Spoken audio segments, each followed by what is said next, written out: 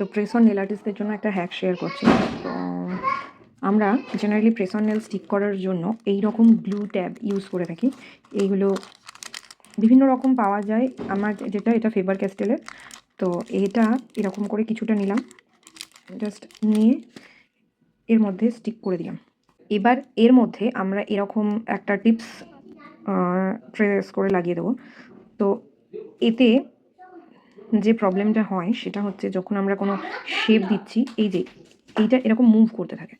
তার জন্য আমাদের এটা হোল্ড করে এরকম করে কাজ করতে। আমি যেটা করি সেটা হচ্ছে এরকম প্রেস অন স্ট্যান্ডের মধ্যে আমি এরকম যে হয় ডবল সাইডের টেপগুলো হয়, যেটা আমরা প্রেস অন নেলসের ডিসপ্লের জন্য বা বক্সে সেট করার জন্য ইউজ করে থাকি। তো সেই টেপটা আমরা ইউজ করতে পারি, তাতে হোল্ডিংটা অনেকটা ভালো হয়। কীভাবে করব, জাস্ট এটার সাইজে এটা স্টিক করে এটা কেটে নেব।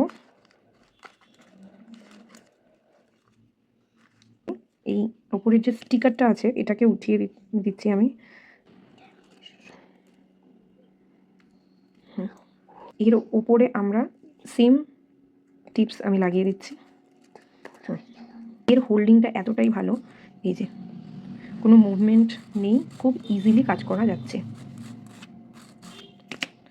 তো এই টিপসটা তোমাদের কেমন লাগলো অবশ্যই শেয়ার করো।